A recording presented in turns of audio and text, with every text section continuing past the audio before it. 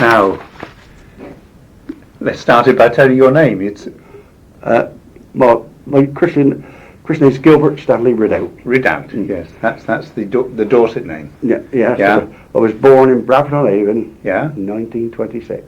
Uh-huh. And we moved to Trowbridge, and my mother worked in the cloth mills, Kemp Hewitt, all her life. Till it shut, then she went to Salters for a short period of time. Mm-hmm. Mm-hmm. And I lived in Backstreet then, so I was surrounded by cloth mills and brewery. Right in the town centre. Uh-huh. And my Where did you mother, go to school? I went to school at Margaret Stankin School, the infants, and then Procure, what is a market there now. Yes. Then I went to the Boys Adcroft School, at the top of Timwell Street. Uh-huh. My sister went to the Girls Adcroft School. How many of you were in the family? There was 6 boys and 1 girl. Crikey. My oldest sister died, born before me. She died of pneumonia in Bradford-on-Avon. Yeah. She's buried there. Yeah. But And you were all brought up in Backstreet, Trowbridge? at Backstreet, and then we moved to the Seymour Estate, what is now. Yes. We used to call it Monkey's Hump then also. Yes. That was the old estate there. We moved up there, and then At what time? What date? I was in about 1937. Yeah. Dad was a bricklayer, Mm. and then I, of course, went through the war. I started working at the brewery first. We were 3 and 6 a week. In Ushers? Yeah. Yes. In the bottling stores, and I moved from there. How long were you in the brewery? I was only in for a short while then. Yes. And my grandfather worked there nearly all his life Oh. in the maltings and that. Yes. But then I left there and I went into the cloth mill. So my mother got a job there. What age were you when you went to the cloth mill? I was about 14 and a half, nearly Yeah. 15. Yeah. And I think my wage then, I only went there for more money, but there was very low paid in the cloth mill, very low pay. Mm. I went there for about 4 and 6, 5 up a week then. For that was money. It was money in This them was days. Kemp and Hewitt. Hewitt, the same as... Yeah, that's when Captain Bob used to be the owner then, and his brother. Yeah. And Harry Kemp, that came from Bath. He came from Bath. Yes. And I worked there then. And of course my mother, as I say, worked there all her life. Yes. And What did you do when you started? when I started up in the factory on the engines, like learning the engines. Mm. But it was so mucky and all that. I left for more money, as everybody do. And I went on to the building trade then, with my father. Mm. But then I couldn't move after that, after 16, because you were directed labour during the war. Mm-hmm. But the only time I moved then was when I was 17 and a half. I went into the army. Uh-huh. And I went into the armoured corps then. So. And then I came... What, you're in tanks then, in the war? Yes, in tanks. Tanks, armoured cars. Mhm. And then I came out then, and I came on a demob course to Kemp Hewitt. How long were you in the army? I was in the army about 4.5 years. Yeah. And did you serve overseas? I went to Belgium, Germany, and Yes. in Holland. Yes. What, after the invasion of Europe? After the invasion. Yeah. I never went Yeah. on the invasion. I went after No. the invasion. Yeah. And went to Denmark, Yeah. Poland. Yeah. You saw a bit of the world? Well, I saw a bit of the Europe, I should Yeah. say. Yeah. I've seen how other people live, Yeah. and how lucky we were. Yeah. Well, they weren't living too well then. You know. Then you came back after the end of the war. Yeah. Yeah. And then I had the mob course. So you could have a Yes. course before you came out of the army, Yes. and they would send you there and pay for your keep and all that. You see. Yes. And so I applied to Captain Bob in Kemp Hewitt. Could I Yes. come there on a course? Yes. And he said certainly. So he wrote a letter to my CO, and I packed my bags and off I came to Trowbridge. Yes. And I went to the barracks first, so I had to report into the barracks, but I went home every night. Yes. And I went into the cloth mill, and at the time there was Harry Hume was there. What Humes? They were textile engineers from Yorkshire then. They was putting a load of engines together.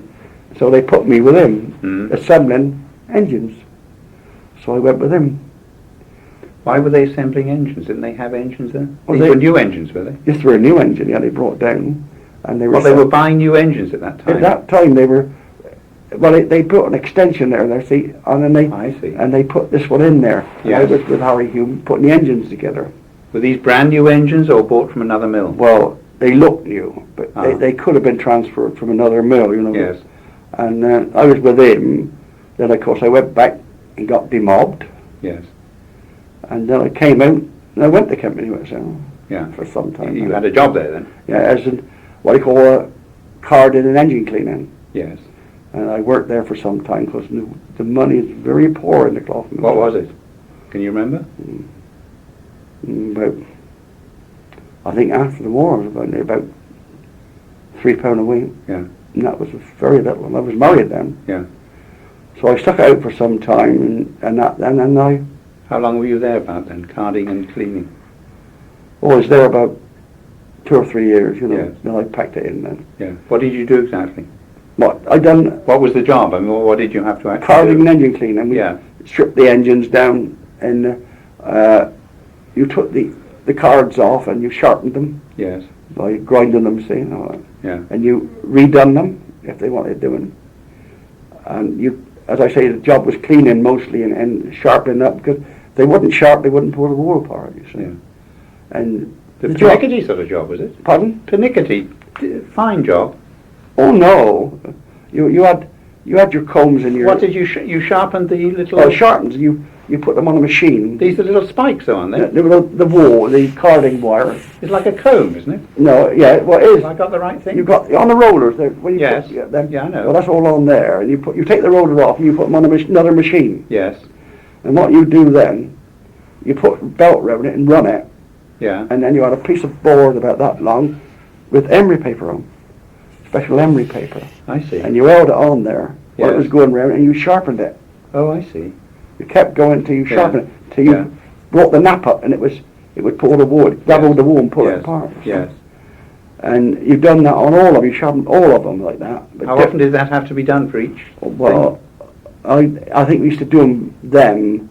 You check them. The foreman would check them if the nap was gone. I mean, Yes. you took the roller off and done it. You didn't do all of them all at once. You done Did it when it was as necessary? they wore, yeah. Yeah. And then you put them back together, Mm. and of course you absolutely clean it. You clean the cylinder and Yeah. the drum and all Yeah. the rest on the flies, and you get all that off. And you chuck that was all waste, wasn't it? And then you assembled them. Mm. You redone the straps, because they had loads of straps all the way round them, and you see them. Yeah. And we relaced the straps and all that. Yes. And Did it take a long time then to do one machine? it would take, most probably, do a machine might take a couple of days on some machines. Would it? If you had to do a lot of it, you know. How many drums would there be then? Well, you had the main drum in the cylinder. Yes. And the fly. Yes. You didn't grind the fly, because the fly just whipped round. Yeah. On there. And you've done the big drum ones in position. You ran them I on see. in position. Yes. Yes. Then you lifted them off. All these off, you see. You take Yeah. them all off and put them on the system. And you put them all back nice and clean. Yeah. And all that. And then you make sure it's all firm, because they're nailed onto the drums with special nails. You put them back together then, and sort of line them up and get them all true. Mm. Make sure they're all right. Mm. And don't forget, you had 3 engines there to do. Mm. The last engine that came out is a strand onto the belt. It stuck to the belt and came through and up onto the spool. Mm. But it was tedious, mucky work. Mm. Oily, you know. Mm. You stunk of oil. Did you? So they used to use Did you wear anything special to do this, or just? no, there's no Yeah. protective clothing. There was only overalls. Yeah. But and there was fly always floating about in the air, you know, bits of wool. Yeah. And of course they used to use oil in it, so they used to put animal oil and vegetable oil Where they in the get that wool. from?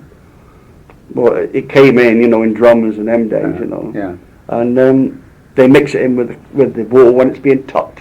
Yes. That stops it. That makes it heavier, so you can work. If it came out well like it was, it just fly all over the place. Yeah. Like wool, very fine. Yeah. As I say, I used to go down to tucking shop. I never worked in there, but I used to go and see it being mixed up as a lad, being tucked.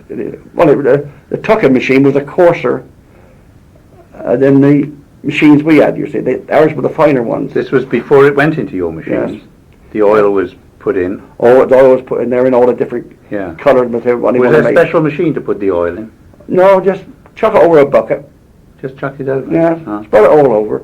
like a water, The- like a watering can. The fleece would be a little bit oily, wouldn't it, from the From the when sheep, it starts? Yeah, you would be some oil, but there wouldn't be enough to keep Yeah. it fluttering down. You know how wool Yeah. flies around, Yeah, I and know. but it wouldn't be enough, so they'd have to put this oil around it, Yes. so they could tuck it together, and then it would hold together when they spun it. You see. Yeah, and that got smelly. Worse than the summer, I expect, was it? Well, it's had a smell. Always had a smell of its own. I see. If you ever went into a cloth mill, you looked Yeah. at the floor and the size, you always seen it's covered in oil. I expect Yeah. this building today on the floor Yeah, is impregnate with oil. yeah. You never get it out of the building. And was it an unpleasant smell? No, You didn't mind it? It's a smell that you get used to. You Yeah. know that the smells there. It's only an oil smell, and you got used to it. It wasn't an unpleasant smell. No. Mm-hmm. I mean, most of the workers in the cloth mills were girls. Yeah. From 14 years on there, they said. Yeah. And they do the spinning, they do the weaving, and they do the tucking and all this stuff. That girls doing it. Up in Yorkshire, it was men doing it, but then here it was women doing it. Why was that, do you think? I don't know. They had a different way, I suppose, up there. They wanted labour for men, so they put men at it. Yeah. Did they get the same pay? More pay than what the women got, I think, Yeah. because they were the breadwinner, and the women. So they cost them more in Yorkshire than it did oh, down it here? did, yeah, much more. They're a bit meaner down here. My mother ran, she ran about 3 mules. Yeah. Once ran 3 on tennis cloth. A tennis cloth, a very thick strand. Yeah. He used to make the tennis cloth for Spencer Moulton's at Bradford on Avon. What, for the tennis balls? Yeah. Yes. And my father-in-law, he was the export manager for them and the sports overseer for them. Uh-huh. So he'd use the end product. You know. Yeah. Mm. Did you, just before we come back to your life, did you make the tennis balls when you first went, or was that a thing that developed later? Well, they always make tennis balls. No, they didn't make tennis balls. They made the tennis cloth. That's, I mean, the cloth. They made the cloth. Then the rubber people in Bradford They made the rubber had bit. the cloth, Yeah. and they would make Cover the them. tennis balls. Yeah. I mean, there's people around you now even have cloth come and make tennis balls up now at home. Yeah. I bet if they put them together, Do they? they stick it Yeah. on today. Yes. They do it. But whether it's being done around, I think it was being done like a home job, you know, for old Yes. people. Yes. Yes. But it was done over there on a Yeah. larger scale. Of course, Spencer Moulton's tennis balls used to be always used at Wimbledon. Yeah. Had a big name Yeah. for it then. Yeah. As I say, the 2 industries came into one. Yes. See? Yes. Mm. So you were there a couple of years after you were demobbed. You came and worked for Yeah. Kemp Hewitt for a couple of years. Mm. Then you got fed up. The pay wasn't good. Well, the pay was very poor. That Especially, made you fed up. yeah, Yeah. that was the thing that done it, you know. Yes. I came back there again for a few years afterwards, like between jobs, you know, when you came back. What did you move to? Well, You went there to do what? to Kemp Hewitt? No, from Kemp Hewitt. I went from company. I went on the road, lorry driving, I see. Yeah. because I were a driver in the army, of course. Yes. And I went back to it. But when I wanted to change, I came back. Yes. When you lorry drove, did you drive for a firm round here? Yeah, Blair, Cecil Blair. Or were they just Coal merchant. hauliers? Coal Coal merchant. merchants, I see.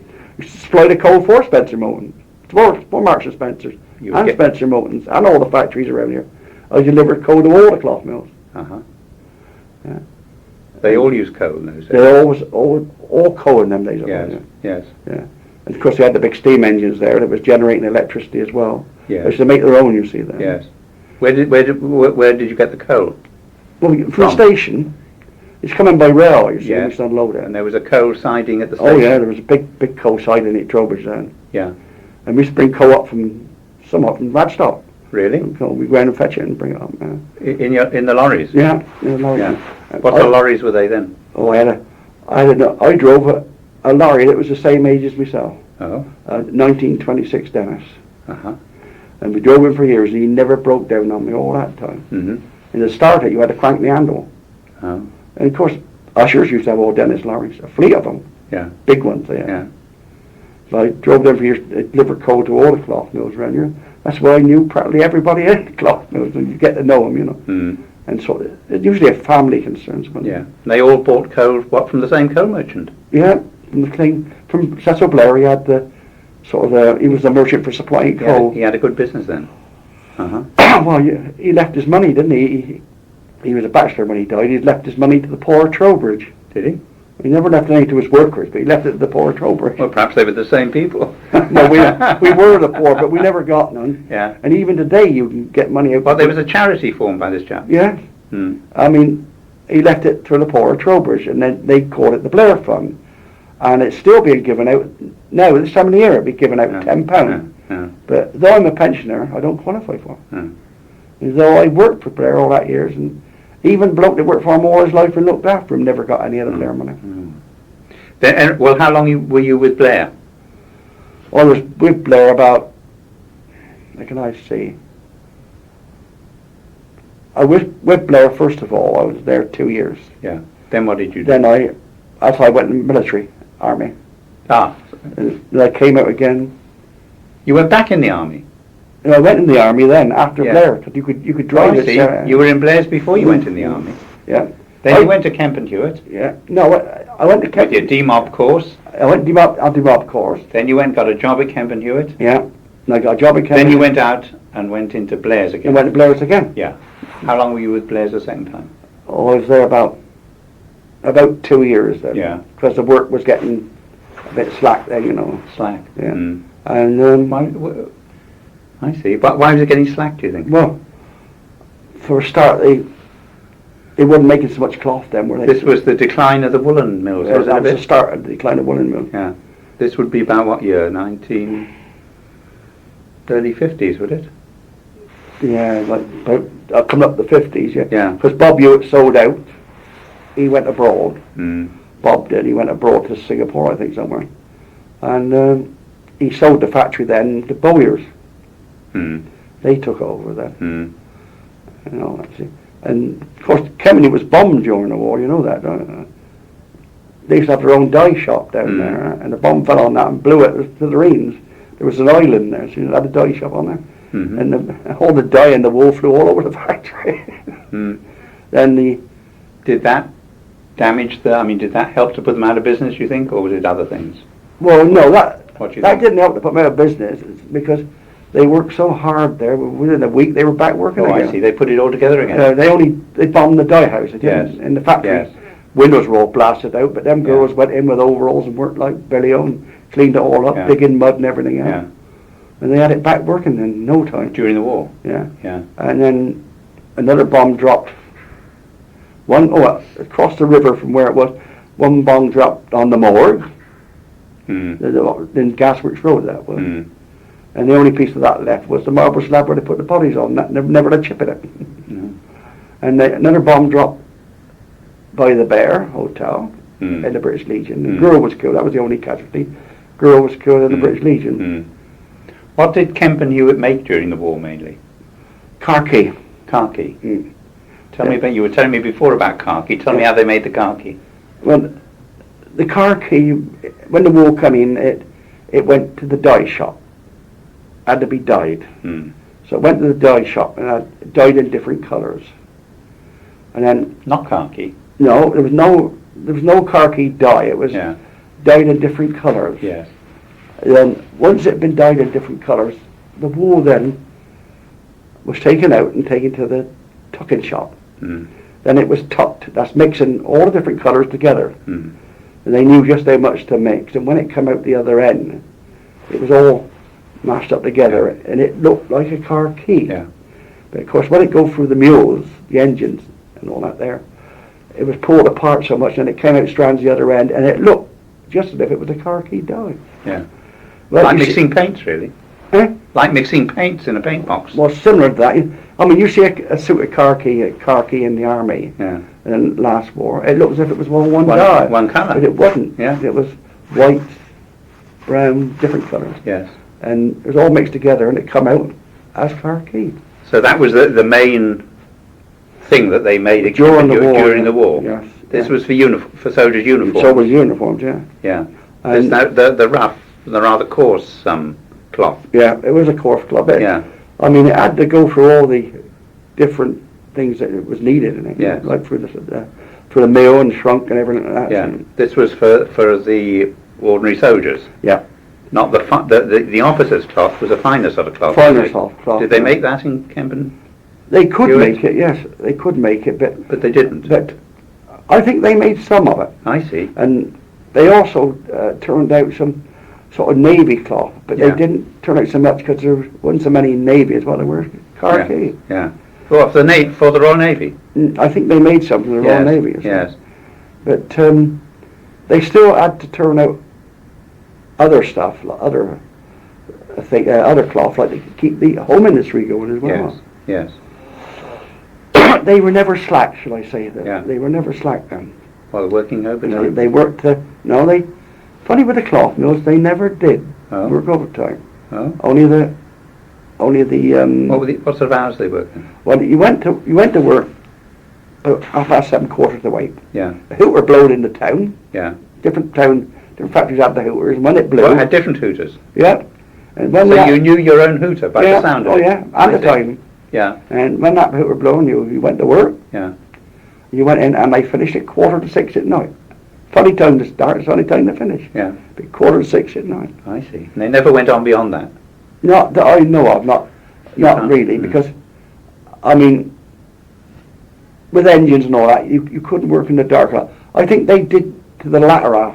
They did go on later on. Yeah. But they When they blacked out, you say couldn't work in the dark. Oh no, They didn't have blackouts. no. It cost. Look at the windows. It's in a cloth mill. Yeah. There's hundreds of them. Yeah. And it would let the light out too much. Yeah.